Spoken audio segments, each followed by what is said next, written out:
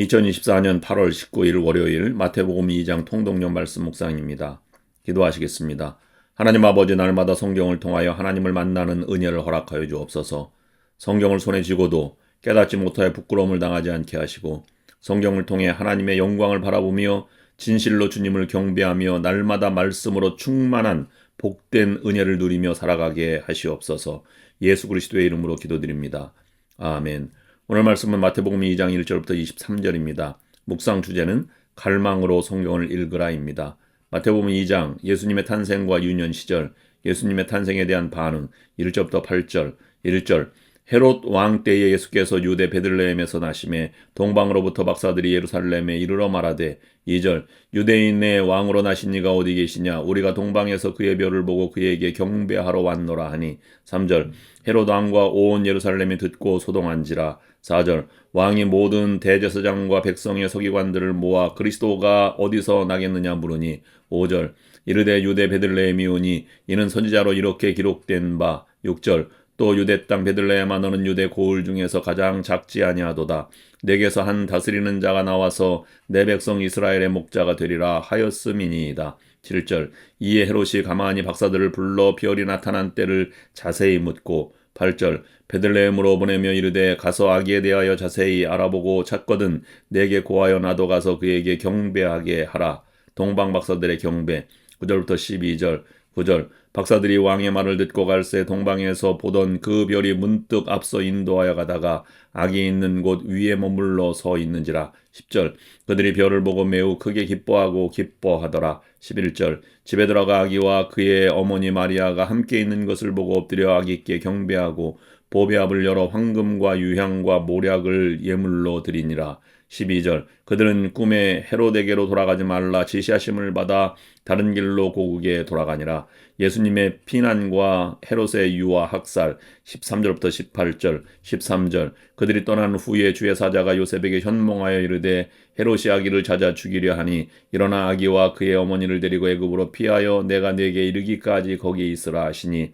14절 요셉이 일어나서 밤에 아기와 그의 어머니를 데리고 애굽으로 떠나가. 15절 헤롯이 죽기까지 거기에 있었으니 이는 주께서 선지자를 통하여 말씀하신 바 애굽으로부터 내 아들을 불렀다 함을 이루려 하심이라. 16절 이에 헤롯이 박사들에게 속은 줄 알고 심히 노하여 사람을 보내어 베들레헴과 그 모든 지경 안에 있는 산의 아이를 박사들에게 자세히 알아본 그 때를 기준하여 2살부터 그 아래로 다 죽이니. 17절 이에 선지자 예레미야를 통하여 말씀하신 바. 18절 라마에서 슬퍼하며 크게 통곡하는 소리가 들리니 라헬이 그 자식을 위하여 애곡하는 것이라. 그가 자식이 없으므로 위로받기를 거절하였도다 함이 이루어졌느니라. 예수님의 나사렛 정착. 19절부터 23절. 19절 헤롯이 죽은 후에 주의 사자가 애굽에서 요셉에게 현몽하여 이르되, 20절 일어나 아기와 그의 어머니를 데리고 이스라엘 땅으로 가라. 아기의 목숨을 찾던 자들이 죽었느니라 하시니. 21절 요셉이 일어나 아기와 그의 어머니를 데리고 이스라엘 땅으로 들어가니라. 22절 그러나 아킬레오가 그의 아버지 헤롯을 이어 유대의 임금됨을 듣고 거기로 가기를 무서워하더니 꿈에 지시하심을 받아 갈릴리 지방으로 떠나가. 23절 나사렛이란 동네에 가서 사니 이는 선지자로 하신 말씀에 나사렛 사람이라 칭하리라 하심을 이루려 함이로라. 아멘. 신약 성경에는 4개의 복음서가 있습니다. 마태복음, 마가복음, 누가복음, 그리고 요한복음입니다. 그 중에 첫 번째 책인 마태복음은 세리였던 유대인 마태가 유대인들에게 왕으로 오신 예수 그리스도를 소개하기 위해서 기록되었습니다. 그래서 마태복음의 시작이 아브라함과 다윗의 자손 예수 그리스도의 계보라인데, 우리 성경에는 아브라함이 먼저 나오지만 헬라어 성경에는 다윗이 먼저 나옵니다. 예수님은 다윗의 후손, 이 영원한 하나님의 나라의 왕으로 오신 메시아인 것을 강조합니다. 왕의 말은 곧 법과 같았습니다. 그래서 마태복음에서는 예수님의 말씀을 모아놓은 부분이 다른 성경보다 많습니다. 5장부터 7장은 산 위에서 가르친 말씀을 모았다고 하여 산상수훈이라 하고, 13장은 비유로 가르쳐 주신 하나님의 나라에 관한 말씀을 모았다고 하여 천국 비유장이라고 합니다. 그리고 24장, 25장은 종말과 재림에 관한 말씀을 모아 기록하고 있습니다. 오늘 본문은 예수님께서 탄생하실 때의 상황과 애굽으로 이주하게 된 것과 나사렛에서 정착하신 것에 대해서 증거하고 있습니다. 그리고 본문에서 예수님을 경배하러 동방에서 온 박사들의 이야기를 소개하고 있습니다. 박사라고 칭하지만 이들은 페르시아의 점성술사들이었을 텐데 이것은 다니엘에게도 적용되었던 바벨론과 페르시아에서 꿈을 해석하는 지혜자, 때로는 제사장의 역할도 감당했던 사람들을 의미합니다. 특별히 이들은 별의 징조를 보고 예루살렘까지 찾아온 사람들이었습니다. 예루살렘을 소동하게 하였다는 것은 동방 박사는 단순히 몇 사람이라 볼 수 없고 많은 수행원을 거느린 행렬이었을 것입니다. 이들은 예루살렘의 주목을 받았을 것이고 이들이 온다는 이유가 알려지면서 유대 사회를 술렁이게 했을 것입니다. 이들은 헤롯 궁으로 찾아왔는데 당시 헤롯 대왕은 에돔 사람으로서 로마의 재가를 얻어 왕이 된 인물이었습니다. 헤롯은 대제사장들과 서기관들에게 물어서 메시아가 태어나도록 예언된 곳이 베들레헴이라는 사실을 알게 되었고 이것을 동방에서 온 박사들에게 전해줍니다. 헤롯은 메시아의 탄생이 자기의 왕권에 위협이 된다고 느꼈고 그를 확인하여 죽일 의도를 가졌다는 것이 후에 그가 행한 베들레헴의 영화 사륙에서 분명히 드러납니다.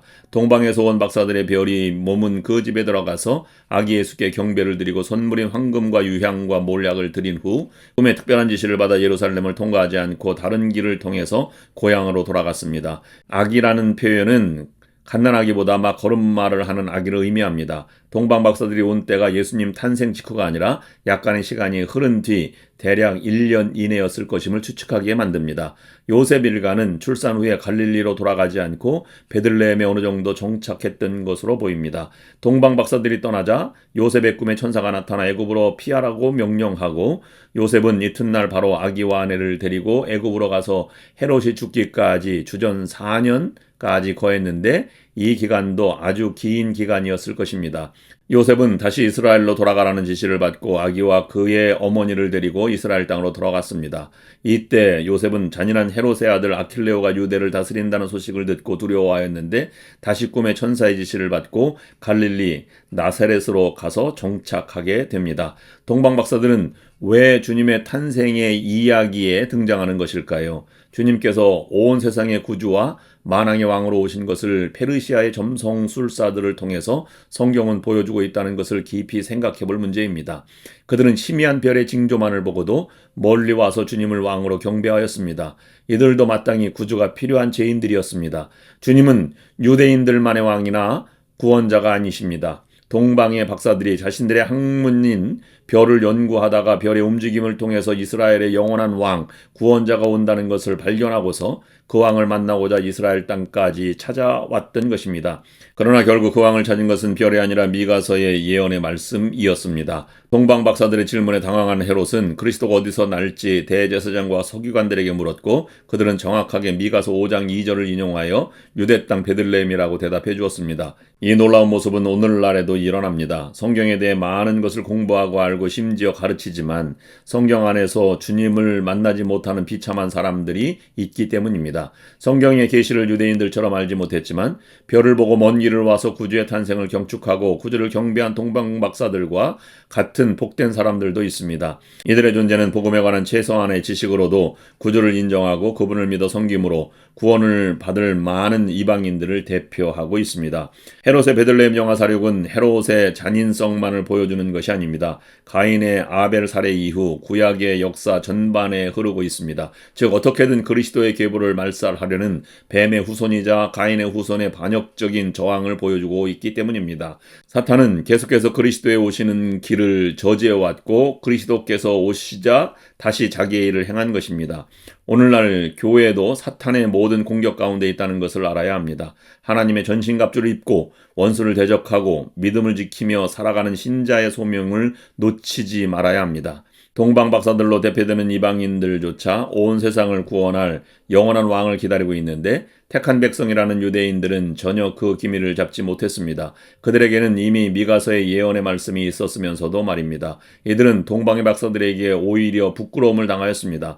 마찬가지로 오늘날 교회도 하나님의 말씀을 가지고 있습니다. 이 하나님의 말씀에 온 세상이 왕이 누구인지, 이 세상이 어떻게 시작되어 어떻게 끝날 것인지, 그리고 그 후에는 어떻게 되는지, 이 영원한 나라에 들어가기 위한 방법은 무엇인지 다 기록되어 있지만 어쩌면 가장 이 말씀을 멀리하는 사람이 교회 안에 있는 사람들이 아닐지도 모르겠습니다. 날마다 성령께서 말씀을 깨닫게 해주시고 그 말씀을 통해서 하나님의 나라를 사모할 수 있도록 은혜를 구하며 살아가야 할 것입니다. 일평생, 특히 오늘도 그 속에서 주님을 만나는 은혜를 구하는 하루가 될 수 있기를 원합니다. 기도하시겠습니다. 하나님 아버지, 박사들은 동방에서부터 별을 보고 아기 예수님의 탄생을 축하하고 경배하기 위해서 왔습니다.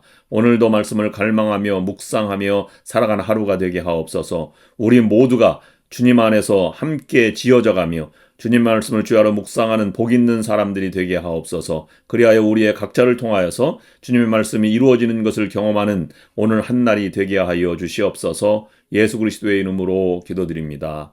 아멘.